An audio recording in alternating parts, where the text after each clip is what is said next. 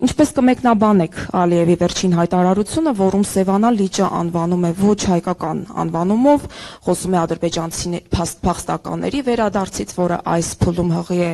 լուրջ ռիսկերով, կարելի է այս հայտարարությունը գնահատել որպես հետքայլ խաղաղության process-ից։ Շնորհակալ եմ։ Գիտեք, ձեր հարցով իրականում դուք ինձ շատ դժվար վիճակի մեջ եք դնում։ Ինչու՞։ Որովհետև հիմա ես ձեր հարցին երկընտրակի առաջ եմ։ Ձեր հարցին պատասխանելուց առաջ արդյոք ընդգծեմ, որ Ադրբեջանի նախագահի ձեր ասածը չի արտահայտում ամբողջ պատկերը։ Որտեղ Ադրբեջանի նախագահ ասել է, որ ցարական քարտեզներում, եթե նայենք, Սևանա լիճ չկա, կա այլ անուն։ Ինչ որ անում։ Հասկանում եք, եւ ինչու է անհարմար իրավիճակ, որովհետեւ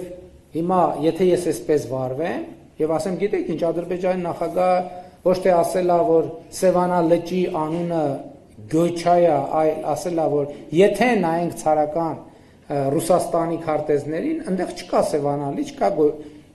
դժվար է նրանով, որ ես փոխանակ ձեր հարցին պատասխանեմ, նախ պիտի պարզաբանեմ, թե ինչ ասել Ադրբեջանի նախագահ, բայց իրականում ես մեկնաբանեցի արդեն իմ ելույթում, որտեղ եթե նայենք ցարական ժամանակների քարտեզներին, դե գնանք ուրեմն նայենք, ես բաների մասին ասի Կիրովաբադի եւ Կիրովականի մասին ասի Ելիզավետպոլի ու Ալեքսանդրապոլի մասին չասեցի։ Այսինքն մենք պետք է ընտրություն կատարենք։ Մենք պետք է ընտրություն կատարենք։ Ինչ վերաբերվում է վերադարձի թեմային, պատմական հայրենիքի կոնտեքստ, դա շատ վտանգավոր բան։